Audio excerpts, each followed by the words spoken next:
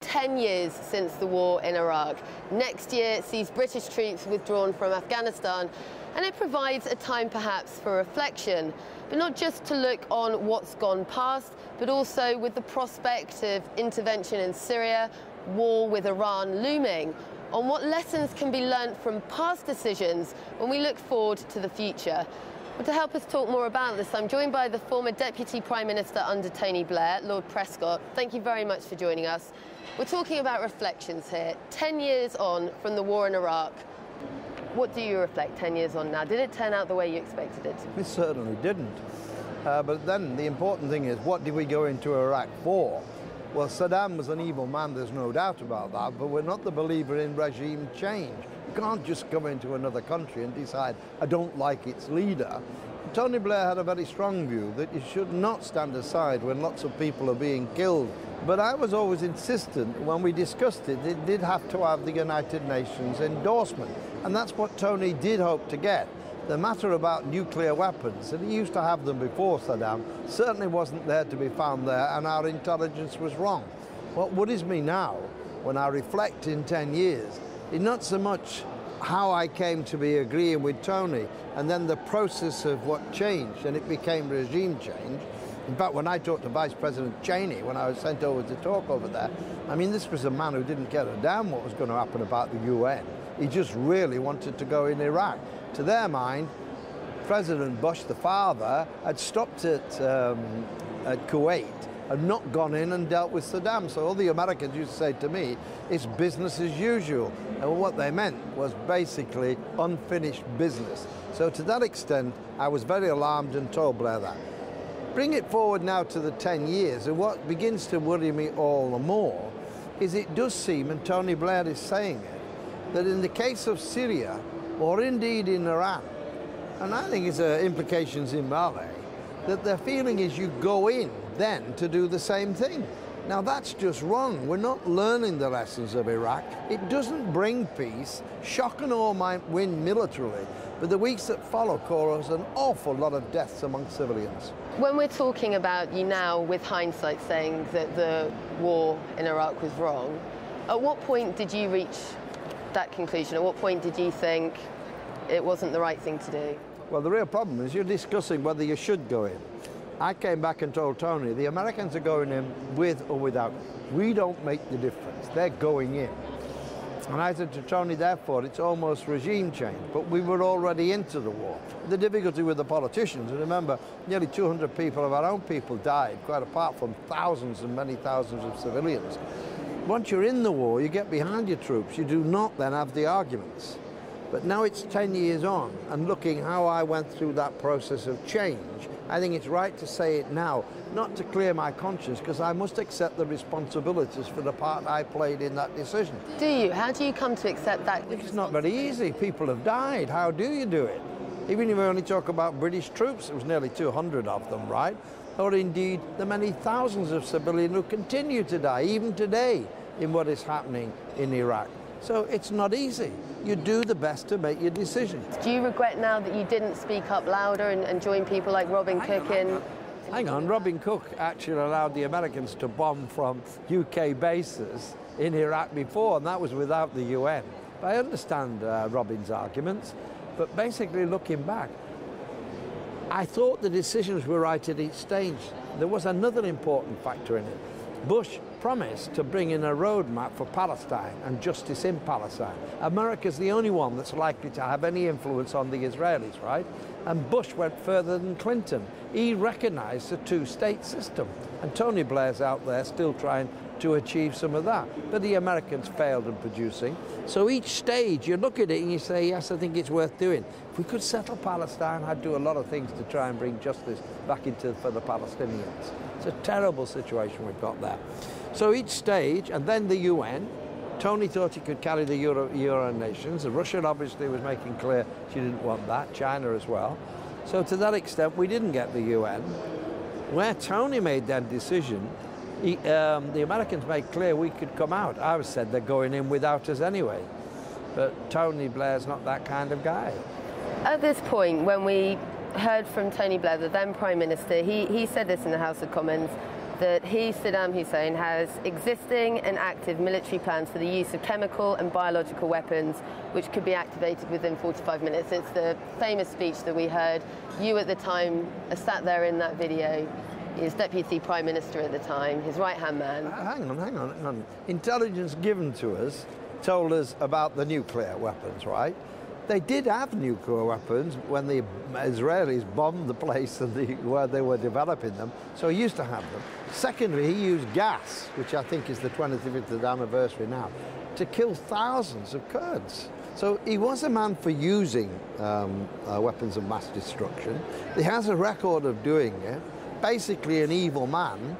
The question to me, though, is if the UN felt that, and he wasn't observing, by the way, there were 17 resolutions committed by the UN involving Russia supporting as well. So to that extent, there was a UN mandate. Tony felt you could act on that. What he couldn't get is the agreement that other Security Council would have a separate motion on intervention. He didn't get that, the UN failed. But the UN failed over Rwanda, it failed over Sierra Leone. Well, I want to talk to you about Rwanda, because you mentioned in your writing recently that you feel that that was in part what happened in Rwanda, a motivator maybe at the back of Tony Blair's mind when Iraq was happening, when that decision was being made, that he didn't want to have another situation where the world stood by to watch. That's a critical fact. Yeah, he said that in his San Francisco speech. He's actually repeated it again since. I only talked to him 2 days ago. And I said, Tony, what you're saying in your speech, you should still be able to intervene. That is regime change, whatever it is. Who decides the goodie and the baddie? To him, it's if you're killing your own people, you don't have a right to turn and be oppressive with your own people. Where is the line drawn in that? But then he says, we won't send in troops, boots on the ground. Why? Because it's unpopular, leave out costly, same in America. Now they want to use these drones to bomb people out. They're killing more civilians in Pakistan than they are the alleged terrorists. So, you know, it's like we can now carry it so many thousands feet in the air and kill off who we want to kill off. I mean, when Obama was sitting there about bin Laden, and all it sat round in a table like a video game saying, kill him now. Jesus, where are we going? You said you talked to Tony Blair just a few days ago about this. What are your conversations like now, 10 years on? What are the discussions? Well, Tony's quite a generous man, really. He knows that. He knew my views when we were in government. But I'm a deputy prime minister. I'm not doing the storming out and all that. What does he say about you openly saying now that it was the wrong decision? How does he feel about that? I said to him, look, I've said that, and you know this is my view, so it's no shock to him. But 10 years on, and I then say to him, you committed the same mistakes in your speech you've just made about Syria. So I just don't agree with you, Tony. And he doesn't hold any kind of problem with that. What does he say in defence when you're talking about Syria? His defence is quite clear, that no leader in the world has a right to kind of kill off its people, act in an oppressive way. Do you feel, Tony Blair, because the British public very much feel that they were lied to over the war in Iraq, do you feel that you were lied to at the time as his Deputy Prime Minister? Are you saying that when you read the intelligence information and it says that, do you accept it or not? How other can you say not? We know he had nuclear weapons before. We know that he actually used them against people, gas and weapons of mass destruction. We know he had all that. And the intelligence report said, yes, he still got them. And then that became the first shock when they couldn't find any of it. Not that he doesn't use them if he has them, and not even if he had them, the Israeli bombed it. He didn't have them, they weren't found. I know, but you didn't know that when you're looking at the paper. You get a report right in front of you, what are you going to say? But that mistake cost hundreds of thousands of Iraqi lives. Just duck behind the easy option there. You're asking me what I thought. I get an intelligence report that says he's still got what he's used before. So we know he's used them, it's not just making it up. And the intelligence report, with information given in that way, says that. Now, even then, I don't think you can unilaterally intervene without a UN resolution. That was a strong line always with mine. And Tony always felt he could get it, but he didn't get it, right? And he then could have pulled out if you want. That was a judgment for him to make. But once we'd gone in, you do not get into a bloody war politically when your own people are out on the front line, a very strong position. As I'm saying, what I'm trying to get to is your motivation at the time this happened, because it's one thing to say now that you admit that it's wrong, but I think the problem is to prevent the mistakes being made again now. But that's what I'm talking about. You're talking about what happens behind the scenes in government. You know, what can happen now? What lessons can be learned from... Well, I've told you. In fact, I've said to the people that, and that's why I've publicly come out to say that. I could easily say nothing. I'm not looking to be... You don't get liked for saying that, by the way, or having a decision wrong. You don't become popular overnight for that. But I am worried what's happening about Syria. They're going talking about Iran. It's almost the Crusades again. The Western superior values now have to be planted in these countries. I mean, at the end of the day, what are we doing now? We're providing bullet protection equipment for the rebels while the civilians are getting killed and being driven out the country. And you cannot change it. Iraq teaches us, which they would thought, simply by getting rid of the leader doesn't bring a kind of peace and quiet. No, you've got religions that hate each other, different leaders come in, and that's in all these Mediterranean countries. When you hear William Hague talking about arming the rebel groups and making sure that it gets into the right hands, what Britain... Doing exactly the mistake. Well, there's certainly, in regard to Syria, there is UN resolutions to try and assist and help the revolution rather than get rid of Saddam, but effectively it's almost meaning the same, right? So what you've got is a kind of civil war going on between those. It's the center of what might happen in the Middle East. Well, in reality, we're going to have to live letting the people decide what they're going to do in Egypt, in Syria, in Libya. I mean, the interesting thing is Tony Blair got Gaddafi to drop his investment in nuclear. Would we invaded? Would the nations have gone in Libya if it had got the bomb? No. Because when they know, and the lesson is learned, like in Iran, if you want real security, have the bomb. And then we say, oh, if Iran has the bomb, they're going to Syria, they're going to these. Well, I'm afraid the Western view tends to be there are goodies and baddies with the bomb. Nobody was supposed to have the bomb after the agreements and the non-proliferation. India's got it, Pakistan's got it, North Korea seems to be having it, Israel we don't want to talk about, but they got a bomb.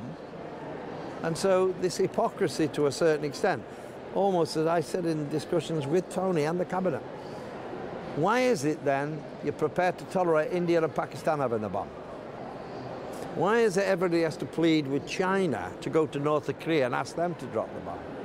Because you're arguing bomb brings power, influence, they know that in Russia as anywhere else. We talked about reflections 10 years on from the war in Iraq. We're seeing troops be withdrawn from Afghanistan next year, and we've got obviously the talk of going in Syria on the table.